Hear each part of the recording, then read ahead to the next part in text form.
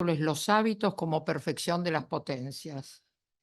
El desconocimiento de la doctrina de los hábitos ha llevado a las corrientes filosóficas contemporáneas al relativismo gnosiológico, así como al relativismo ético que hoy padecemos.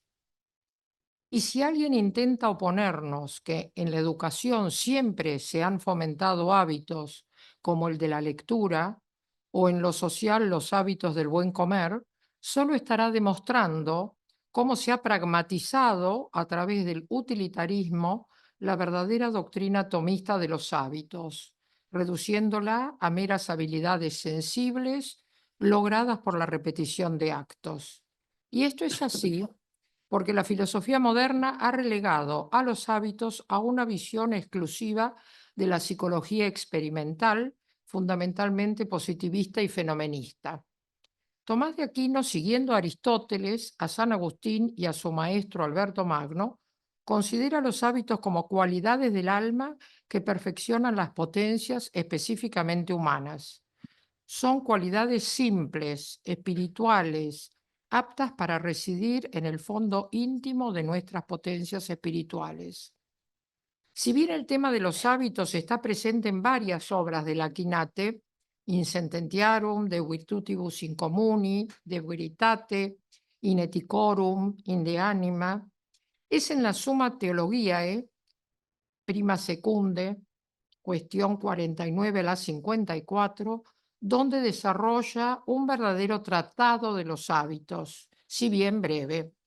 Se trata de una sistematización no solamente filosófica, sino también teológica, pues el concepto de hábito entra de lleno en el mundo sobrenatural por la gracia. Hemos estado hablando todos estos días justamente de la gracia, entendida como justamente un hábito entitativo infuso, así como las otras virtudes infusas que residen en nosotros como tales. También podemos afirmar que el tema de los hábitos es tan importante para la vida terrena como para la vida eterna, pues la beatitud perfecta, de la que también hablamos hoy, requiere del lumen glorie, que es un hábito recibido como don o hábito operativo infuso. En la introducción a la cuestión 49, el Aquilace afirma que luego de estudiar a los actos debemos estudiar los principios intrínsecos y estos son las potencias y los hábitos. Como las potencias ya fueron estudiadas en la prima pars de la Suma, en este punto se dedica a los hábitos y los llama principios intrínsecos de los actos, no porque los constituyan, sino en cuanto obran desde el interior del sujeto. En el primer artículo se pregunta si el hábito es una cualidad, ya que parte en el sed contra de la afirmación aristotélica que, y cito, el hábito es una cualidad difícilmente movible. Parte de la etimología de la palabra habitus, que viene del verbo habere, y analiza tres posibles significaciones. Efectivamente, el verbo haber puede usarse en sentido activo como tener, pero también puede usarse en el sentido reflexivo de haberse. Y en este sentido, el hábito implica una cualidad, un modo de ser, de estar o de comportarse. Habría, según el libro quinto de la metafísica, una tercera acepción como lo que media entre el que tiene un vestido y el vestido habido, tenido. Pero esta última no viene al caso. En el mismo libro Aristóteles sostiene y Tomás lo adopta. Cito, el hábito es una disposición por la cual el sujeto está bien o mal dispuesto en sí mismo o con relación a otra cosa, al modo como es un cierto hábito la salud. Termina el corpus de este primer artículo afirmando que el hábito es una cualidad. Será en el artículo siguiente donde se cuestiona qué especie de cualidad es. Parte del texto aristotélico de los predicamentos, afirmando que hay 4 especies de cualidad y que el hábito y disposición constituyen la primera especie. Recurre luego a un texto del segundo libro de la Ética, en el que Aristóteles sostiene que los hábitos nos hacen estar bien o mal dispuestos respecto a las pasiones. Tomás explica esto afirmando que cuando se trata de un modo conveniente a la naturaleza de la cosa, entonces tiene razón de bien. Si por el contrario no le conviene, tiene razón de mal. Y como la naturaleza es lo primero que se considera en cada cosa, el hábito ocupa el primer lugar entre las especies de cualidad. De este razonamiento, Santo Tomás obtiene dos importantes conclusiones: la división de la primera especie de cualidad en hábitos buenos, virtudes, y hábitos malos, vicios. Acá hago un excursus y digo que me parece interesante un artículo del tomista chileno Buceta Undurraga, tal vez alguien de Chile lo ubique, precisiones en torno al concepto de hábito según su relación con la noción con naturalidad en Tomás de Aquino, publicado en la Revista Chilena de Estudios Medievales en el 2015, en la que cuestiona la aplicabilidad de la noción de hábito en la disposición viciosa. Concluye Buceta que solo es hábito la virtud, mientras que el vicio lo es por reducción o privación. Después lo retomaré esto a través de las mismas palabras de Santo Tomás. Pero seguimos. O sea, lo que decía era las dos importantes conclusiones. La primera es la división de hábitos buenos, virtudes, y hábitos malos, vicios. Y la división de hábitos buenos en difícil o fácilmente mudables, lo que termina de concluir en la respuesta a la tercera objeción. En la misma establece la diferencia entre el hábito propiamente dicho y la disposición, pues esta última hace referencia a la cualidad que se encuentra en estado imperfecto y por lo tanto puede perderse, es decir, es fácilmente mudable, como la salud y la enfermedad. En cambio, cuando se trata de algo difícilmente mudable, recibe el nombre de hábito. En el artículo 3, el Aquinate agrega que el hábito implica orden al acto, es decir, que todo hábito que tiene por sujeto una potencia, que como tal es principio de acto, también se ordena al acto. En el cuarto y último artículo de esta cuestión, Santo Tomás explicita la necesidad del hábito. Quiero destacar el sed contra, donde partiendo de la definición de Aristóteles de los hábitos como perfecciones, insiste en la necesidad del hábito porque la perfección es el fin de todo ser. En el Adtertium recuerda que las potencias pueden inclinarse tanto al bien como al mal, y precisamente por esto necesitan de hábitos para determinarse al bien. La siguiente cuestión, prima secunda, cuestión 50, se refiere al sujeto de los hábitos. Es aquí donde podemos decir que la quinate desarrolla el aspecto psicológico de los hábitos. Los únicos sujetos individuales perfeccionables por los hábitos son el hombre y el ángel. Dios, en tanto actualidad pura, excluye la posibilidad de perfeccionamiento y, por tanto, de hábitos. Y los animales, en tanto incapaces de orden moral, en el sentido tomista, tampoco se les atribuye hábitos. Con respecto al hombre, Santo Tomás se pregunta en primer lugar si se dan hábitos en el cuerpo. Allí distingue y sostiene que el cuerpo, para ejercer sus operaciones naturales, no necesita de hábitos, pues está ordenado a actuar de un modo determinado. Sin embargo, cuando la actividad natural proviene del alma mediante el cuerpo, las disposiciones se dan principalmente en el alma y secundariamente en el cuerpo, pero en cuanto hablamos de la preparación del sujeto para la forma, podemos reconocer ciertos hábitos en el cuerpo, como la salud, la belleza y otros semejantes, si bien son más disposiciones que hábitos, porque por su naturaleza son fácilmente mudables. En el artículo 2 se pregunta si el alma es sujeto de hábitos en su esencia o en sus potencias. En su esencia no puede ser sujeto porque el alma es forma que perfecciona toda la naturaleza humana.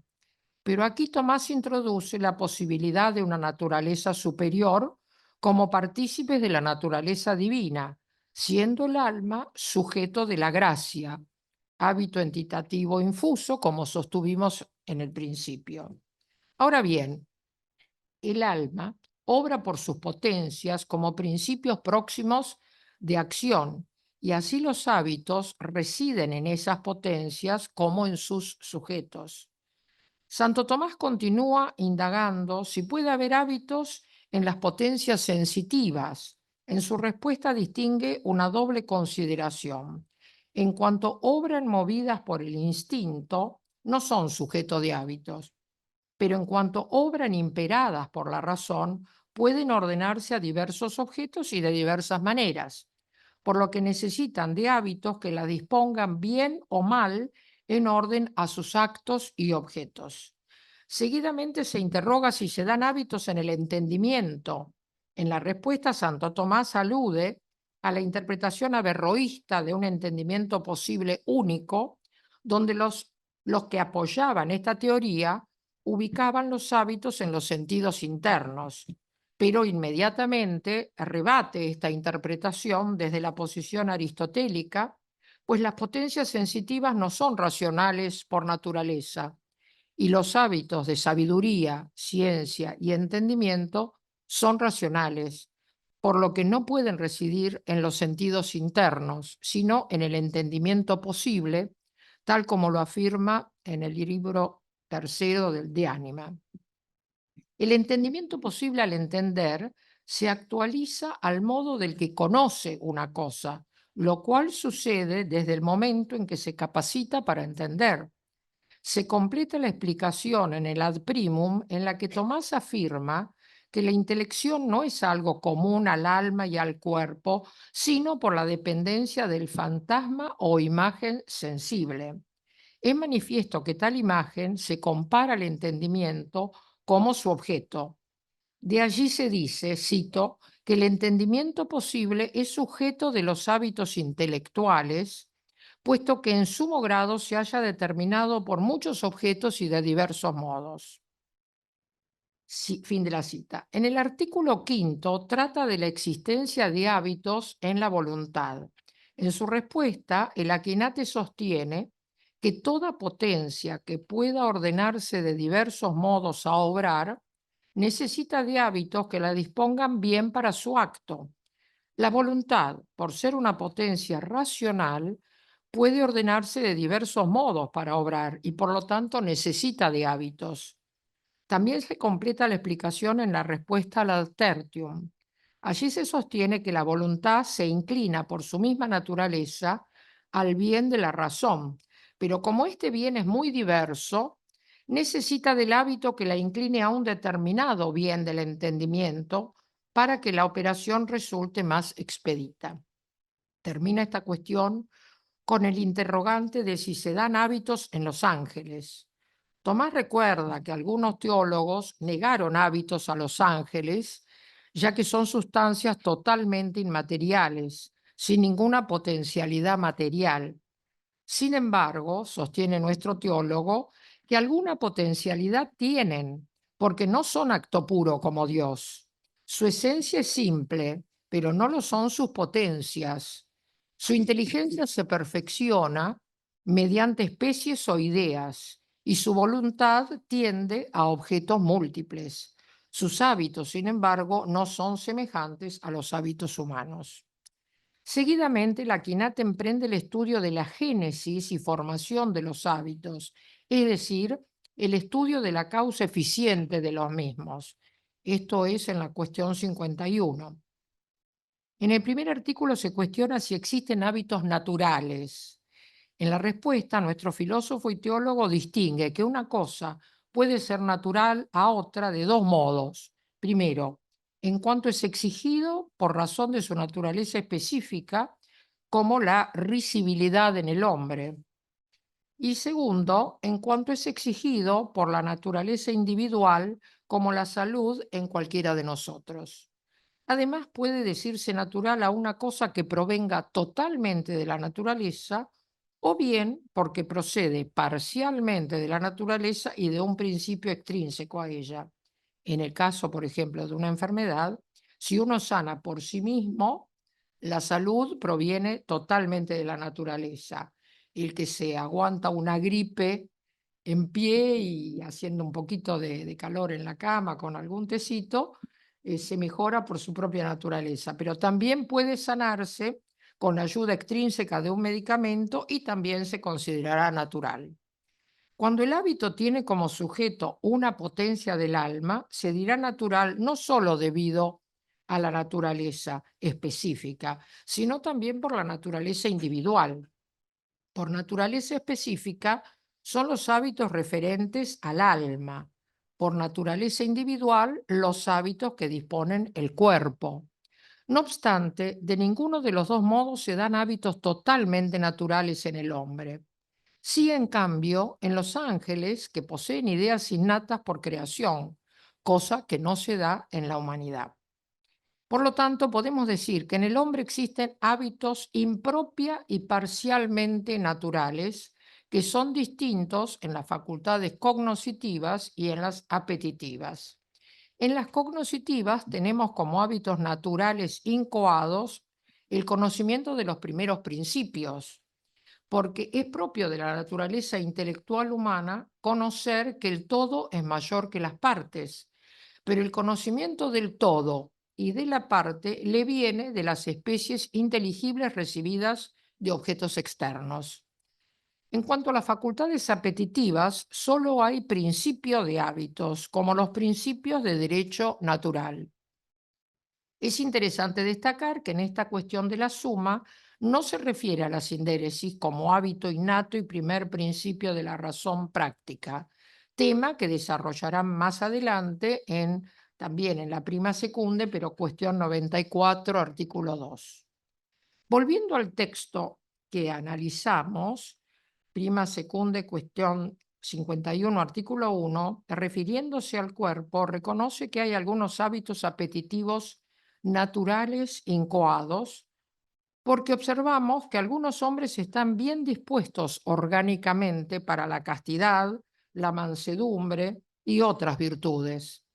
En el artículo 2 se pregunta al santo si algún hábito es causado por actos.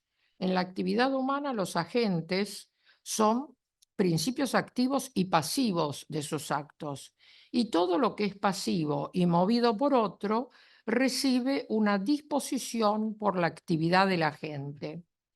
Por esto mismo, la repetición de actos llega a formar en la potencia, en cuanto pasiva y movida, una cierta cualidad llamada hábito. De este modo se originan los hábitos que dan lugar a las virtudes morales y los hábitos científicos en las facultades apetitivas y cognoscitivas, en cuanto son movidas por la razón y los primeros principios respectivamente.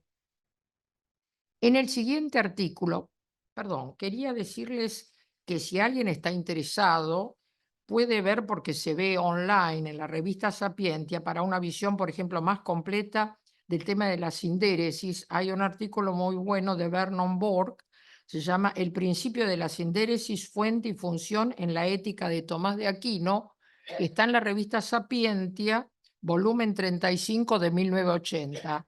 Uno entra a la biblioteca de la UCA y lo puede ver, digo, porque puede ser interesante si toman nota de eso. Bueno, a ver, ¿dónde estaba? Es decir, termina la cuestión. En general se necesitan de varios actos. Ah, estaba en esto. En el siguiente artículo, Santo Tomás se pregunta si un solo acto puede causar un hábito. En general se necesitan varios actos para formar un hábito y ejemplifica con la razón que no puede con un único acto lograr que la potencia apetitiva tienda a su objeto de modo connatural, por lo que el hábito de la virtud exige para su formación de un número reiterado de actos. O sea, sabemos todos que la razón nos presenta algo como bueno, pero no necesariamente la voluntad sigue a esto que la razón nos propone como bueno, y a veces es necesaria la insistencia de la razón en este sentido. Por eso no basta un solo acto. Sin embargo, hay una excepción en el orden cognoscitivo, pues para lograr el hábito científico basta una sola demostración. También para un hábito o disposición orgánica basta a veces un solo acto con potencia extraordinaria, como una buena y fuerte medicación restituye la salud. Termina esta cuestión preguntándose si Dios nos infunde algunos hábitos. Responde indicando que son dos los motivos por los que Dios infunde hábitos en los hombres. El primero, porque el hombre está ordenado a un fin, la bienaventuranza, que excede la capacidad natural de sus facultades y por lo tanto necesita de una disposición sobrenatural para alcanzar dicho fin. Así pues, Dios infunde los hábitos sobrenaturales de la fe, la esperanza y la caridad en el momento del bautismo, pero como también todas las virtudes sobrenaturales.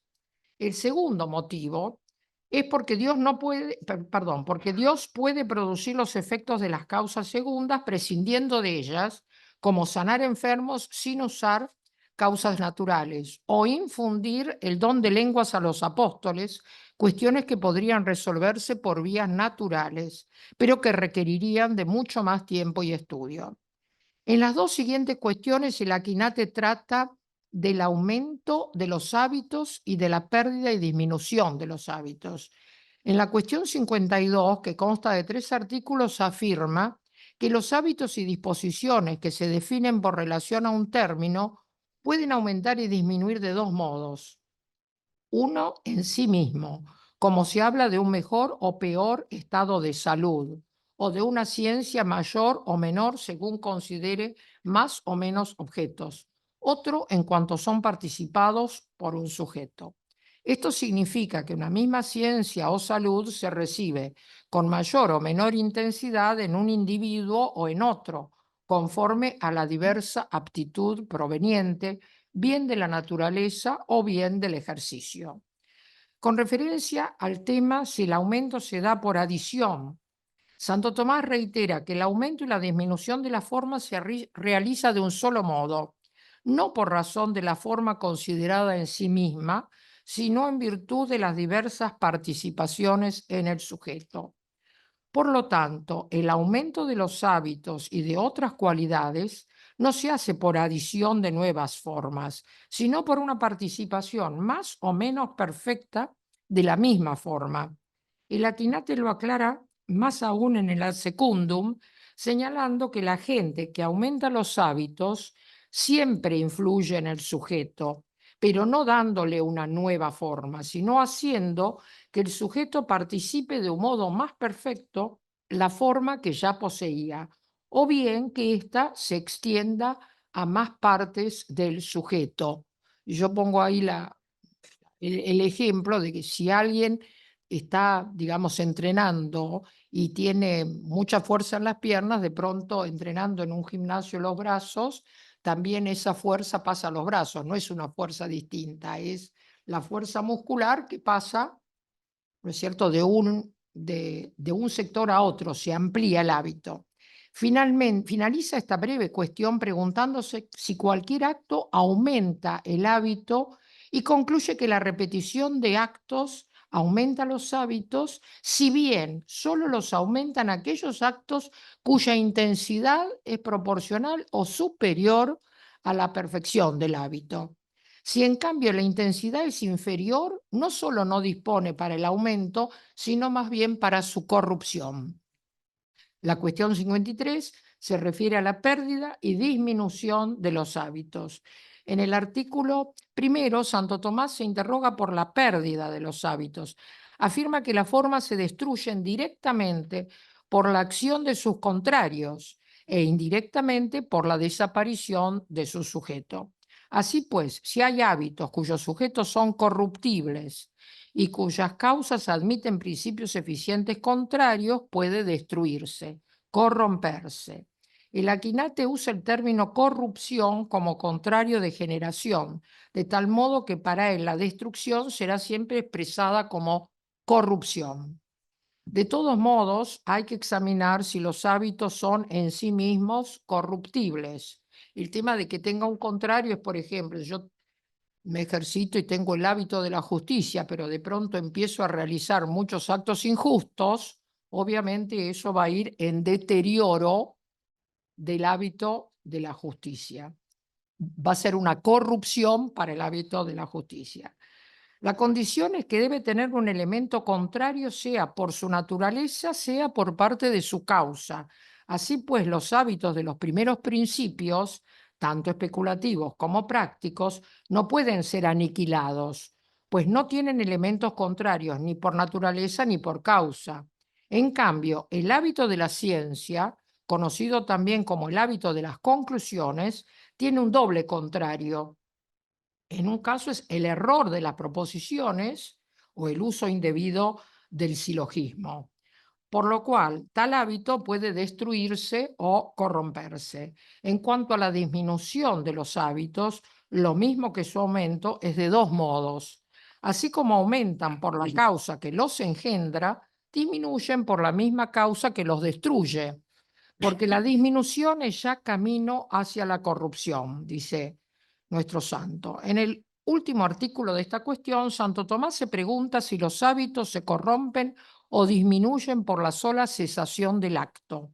La respuesta es positiva, ya que con la cesación del acto se suspende la actividad que preservaba el hábito. Tomás pone el ejemplo en la virtud moral. Si no usamos del hábito virtuoso para moderar nuestras pasiones y operaciones, la inclinación desordenada del apetito sensitivo, más el influjo de otras causas exteriores, rápidamente hacen que desaparezca la virtud moral. Y también ejemplifica con el hábito intelectual, que si no se usa, el hombre termina siendo menos apto para juzgar rectamente. Esto también es muy importante, porque no se pierden, los primeros principios no se pierden, pero es el hombre el que en la medida que no respeta esos primeros principios en sus juicios, empieza a tener un mal razonamiento, ya no va a ser una persona fiable en su razonar, no va a razonar rectamente. Santo Tomás termina este tratado con la cuestión 54, estudiando los principios de la distinción de los hábitos. No intenta proponer una división completa, que en cambio sí hará al tratar de las virtudes y de los vicios. No se refiere ya a la psicología de los hábitos, sino que vuelve a ser un problema metafísico y teórico. Discute en primer término la posibilidad de distinción y hábitos múltiples en la misma potencia. Recuerda, en primer lugar, que los hábitos son disposiciones de un ser en potencia, tanto para recibir y conservar la naturaleza como para perfeccionar la operación. En tanto disponen para la naturaleza, es evidente que un solo sujeto puede sustentar varios hábitos que perfeccionan distintos aspectos. Así tenemos el hábito de la salud, el de la fortaleza física, el de la belleza, por ejemplo, o el del entendimiento, todos en la misma persona.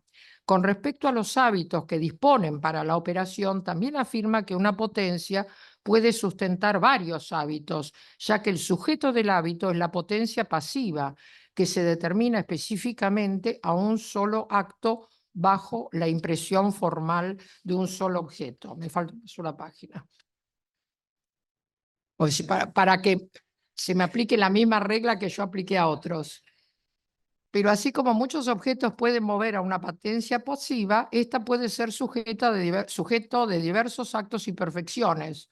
Como los hábitos son ciertas perfecciones, se concluye que varios hábitos específicamente distintos pueden informar una misma potencia. Al preguntarse si los objetos causan la distinción de los hábitos, el Aquinate contesta que los hábitos se distinguen en especie por tres motivos. Uno por razón de los principios activos de tales disposiciones, otro por razón de la naturaleza a la que se ordenan y tercero por razón de los objetos específicamente distintos. Aclara de inmediato en el ad primum que la distinción de las potencias y de los hábitos no se funda en los objetos materiales, sino en el objeto formal, ya genérico, ya específico. En mi opinión, el artículo tercero es el más importante de esta cuestión, pues allí nuestro maestro se pregunta si la bondad y malicia son causa de distinción específica de los hábitos. Su respuesta es contundente. Los hábitos se distinguen específicamente no solo por la razón de sus objetos y de sus principios activos, sino también por razón de la naturaleza, atendiendo una doble distinción. Por conformidad con la naturaleza, que dará lugar al hábito bueno, o por disconformidad con la naturaleza y originará un hábito malo. El hábito bueno da origen a la virtud y el malo al vicio.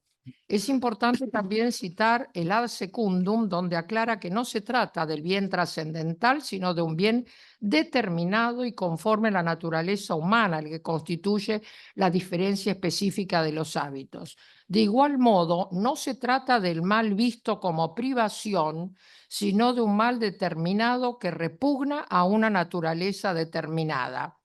Y yo diría que esta es la respuesta a ese artículo del chileno Buceta cuando decía que, digamos, no podríamos hablar de hábito como origen de los vicios, porque justamente no es tomado como una privación, sino como algo determinado que repugna, o sea, es algo bien concreto. Finaliza la cuestión indagando si un hábito puede estar constituido por varios hábitos y responde la quinate afirmando, así como una facultad o potencia, una y simple, se extiende a muchos objetos en cuanto estos convienen en una misma razón formal, del mismo modo el hábito, siendo uno y simple, se extiende a muchos objetos en cuanto están ordenados a un mismo principio.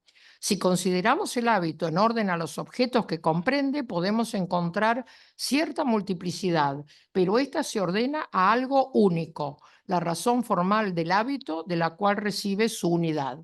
Bueno, deseo terminar esta exposición con una exhortación.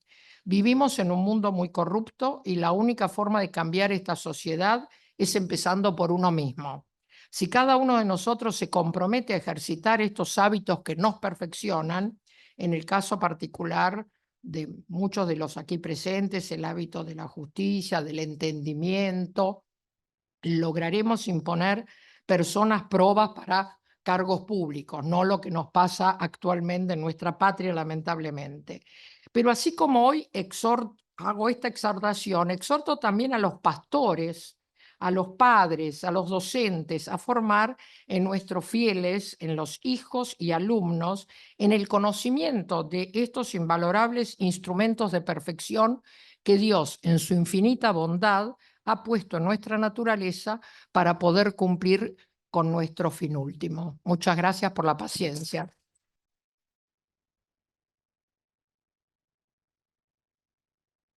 Bueno, muchas gracias, doctora Lukács, por esta precisa exposición. Vamos a dar lugar a las preguntas. Podemos recordar... Aclaro y les pido que hablen en un tono muy fuerte porque yo soy hipoacústica. Tengo puestos mis audífonos al máximo, pero en la iglesia hoy, la homilía del padre Ferro-Terren, no comprendí nada. La doctora describió los hábitos en su estructura natural. Efectivamente, Santo Tomás dice que los hábitos se pueden corromper. Los hábitos sobrenaturales no se pueden corromper, o se pierden, están o no están. Y la gracia se pierde también. La gracia, que es un hábito del alma que hace ser el alma, es un hábito. Por eso dice la teología tradicional, siguiendo a Santo Tomás, que es un hábito entitativo, aunque Santo Tomás no usa esta palabra, por supuesto, claro. Pero es un hábito que perfecciona el ser de la sustancia incompleta del alma, incompleta porque se completa con el cuerpo. Entonces, la gracia radica en el alma, dice Santo Tomás en la cuestión 109, y del alma desciende al cuerpo también a través de los hábitos operativos sobrenaturales, que son las virtudes teologales y las virtudes cardinales infusas, o sea, la prudencia, la justicia, la fortaleza, la templanza, infusas, que se tienen por la gracia de Dios y que permiten realizar actos perfectos en el orden sobrenatural y además permiten que se perfeccionen los actos naturales Sin la gracia no puede haber justicia en el sentido incluso natural perfecto, y lo mismo prudencia, templanza y fortaleza. Continúa la próxima exposición es sobre las virtudes. Veamos algo, veamos algunas preguntas. Sí, por favor. Muchas gracias por la exposición, muy clara. Yo quería solamente dos cuestiones para ver si puede profundizar, que las nombró y hizo hincapié incluso. El tema de los hábitos de los primeros principios, si advienen o no por naturaleza. Usted señalaba que el tema de la sindéresis, ahí nombró un artículo de la revista Sapiencia. ¿Por qué la sindéresis entonces no advendría al hombre como por naturaleza ese juicio sobre el bien y el mal? Esa es la primera pregunta.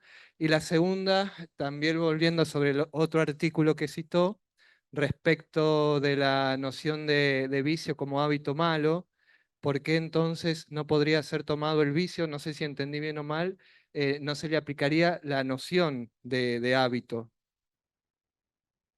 Necesito un traductor, o sea, sobre todo por la segunda, porque por la primera, bueno, la primera entendí que estaba referida a su pregunta al hábito de los primeros principios.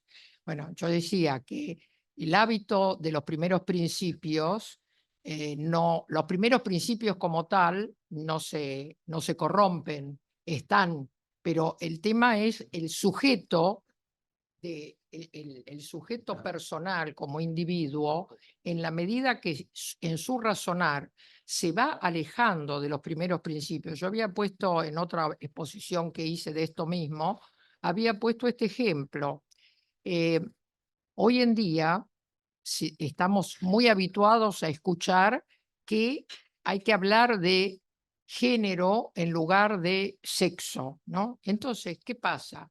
Esto es una ideología, pero si esta ideología que va en contra de la ciencia, en contra de la filosofía, pero yo la mantengo, evidentemente yo tengo el hábito de los primeros principios, pero yo como sujeto me estoy alejando, o sea, mi razonamiento se está alejando de los primeros principios, porque en los primeros principios está el principio de no contradicción. Una cosa no puede ser y no ser al mismo tiempo. Y lo que a mí me propone la ideología de género es que justamente una cosa sea y no sea al mismo tiempo y bajo la misma circunstancia. Entonces, diríamos, puse ese ejemplo de ideología, pero en todas las ideologías se da una cuestión similar. Entonces, las ideologías en general van en contra de los primeros principios, pero si yo lo tomo como algo natural y me someto a esto que es porque está en el mundo, y el otro día escuché que inclusive a alguien que es profesor en la UBA le hicieron firmar que no lo hizo, por supuesto, pero firmar que en sus exposiciones iba a usar el término de ideología de género y no iba a seguir usando más la diferenciación sexual. Parece un horror, ¿no?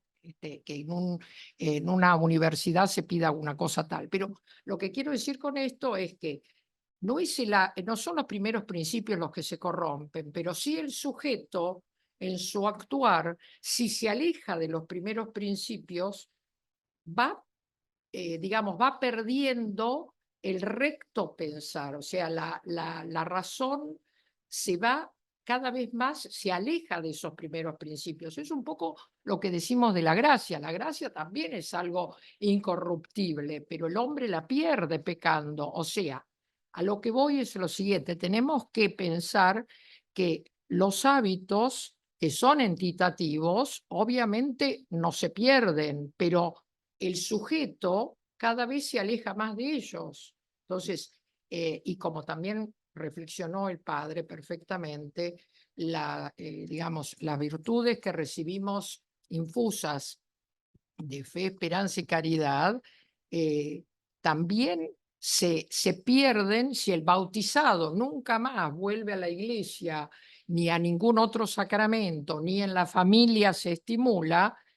Eso va, es decir, son todos elementos que hay que ir alimentando, retroalimentando. Por eso se hablaba acá de bueno, Santo Tomás es muy categórico con el uso del término corrupción, pero está bien, porque lo que sucede es que a la larga se produce la corrupción en el sujeto moral. Entonces, eso digo respecto de lo primero, pero respecto de lo segundo no terminé de entender qué es lo que me preguntaba. A ver, padre. Yo no sé si entendí bien lo que usted expuso en esa pregunta que le reitero, porque usted explicó que este artículo de este profesor ahí de Chile no le aplica la noción de hábito al vicio, Ujú. siendo que es una disposición difícilmente removible. O sea, lo que, ¿Por qué no le aplica? Si es que entendí bien. sí, lo que pasa es que yo lo que hice fue cuando hablé de hábito, hice la distinción entre hábitos buenos y hábitos malos. Hábitos buenos como origen de las virtudes, hábitos malos, origen de los vicios. ¿Qué sucede? Que al principio yo hice la referencia al artículo de un filósofo chileno que sostiene que en realidad no habría que usar el término hábito, que el término hábito tendría que ser usado solo para la virtud, porque el vicio no lo es, sino por reducción o privación. Y cuando llegué al texto de Tomás, que contradice eso, que sería la prueba de que no es así, ahí explícitamente dije que el tema pasa porque el mal del que se trata no es solamente una privación, sino un mal determinado que repugna a una naturaleza determinada. Entonces, acá nosotros estamos habituados que en metafísica hablar de mal como ausencia o privación de bien, pero acá aclara el Aquinate que no es el mal visto como privación de bien, sino un mal específico que repugna a una naturaleza determinada. Entonces, acá no se trata de una privación. Acá sí podemos decir que un hábito malo da origen al vicio. No sé si con eso contesto. Sí, bien. María Padre Fernanda. Sanguinetti. Ah, No, respecto a lo último, yo diría que si se entiende por hábito el perfeccionamiento de las potencias, en ese, Le quiero ver la cara porque leo mucho no, más si se los entiende por labios hábito el que... perfeccionamiento de las potencias, el hábito es lo que perfecciona la potencia para que opere mejor. En ese sentido, me parece que lo que decía el chileno, si creo recordar, porque también leí ese artículo, es que el vicio no perfecciona la potencia, sino que al contrario, digamos, la debilita, ¿no? Y que en ese sentido no se adecuaría la noción de hábito como perfeccionamiento de la potencia, ¿no? Porque la estropea la potencia, ¿no? Ujú. Pero ciertamente que es cierto que también no es una pura privación, sino algo positivo, pero precisamente que provoca que las potencias no rindan para lo que deben rendir, por decir así, sino que realicen, no operen como podrían operar, ¿no? Sino que operen mal, ¿no? Pero una cosa que querían ahí es que se podían pensar también los hábitos como mentalidad, como cierta mentalidad psicológica, ¿no? Porque Santo Tomás habla, me parece, por ejemplo, del hábito del metafísico, Sí, del hábito científico. sí, Por ejemplo, cada ciencia tiene su propio hábito, sí. el hábito de la razón práctica, etcétera, ¿no? Y que entonces en ese sentido a veces hay como una cierta mentalidad psicológica que tiene el profesional, que tiene el médico, que tiene, etcétera, ¿no? E incluso hábitos a veces no solo de profesiones, sino de corrientes, ¿no? Porque hay una cierta mentalidad, por ejemplo, positivista. El que tiene una mentalidad positivista tiene unos ciertos hábitos que en ese sentido son como corruptivos, ¿no? Porque le impiden entender la metafísica, entender la teología, porque tiene esa mentalidad que en el fondo es como un hábito, ¿no? Es como un cierto hábito, ¿no? No, eso sí se podría entender de ese modo. Sí, estoy totalmente de acuerdo con esto que usted está exponiendo. Está perfecto, está dentro de esta misma cuestión de lo que significa, sobre todo en el caso de lo que son hábitos cognitivos. Yo también le recomiendo a quien quiera verlo, porque se puede encontrar en internet, el libro de los hábitos adquiridos de Sellés. creo que también es una buena exposición del tema de los hábitos para distinguir justamente ahí el tema, digamos, del hábito de ciencia, el hábito de sabiduría. Yo aquí me atuve realmente y solamente a los hábitos a los que en este pequeño tratado de la Suma hace Santo Tomás, ¿no? Que son por ahí una división muy elemental, pero creo que es lo fundamental para que uno pueda tener en cuenta en función de todas las cosas que hemos escuchado en estos días, de alguna manera se asientan en los hábitos, que tomemos conciencia de la importancia o del gran instrumento que tenemos como ayuda para alcanzar el fin sobrenatural, el hecho de tener conciencia de estos hábitos y de la formación de los hábitos. En el caso de los docentes, la responsabilidad que tienen, pero también nosotros como padres de familia, la responsabilidad de formar en los hábitos a nuestros hijos. Y por eso digo, también los sacerdotes y los pastores que tendrían que insistir más en esto como un modo de, digamos, como un modo instrumental, pero un modo instrumental tan excelso que nos ha dado Dios y que a veces no tomamos conciencia de eso.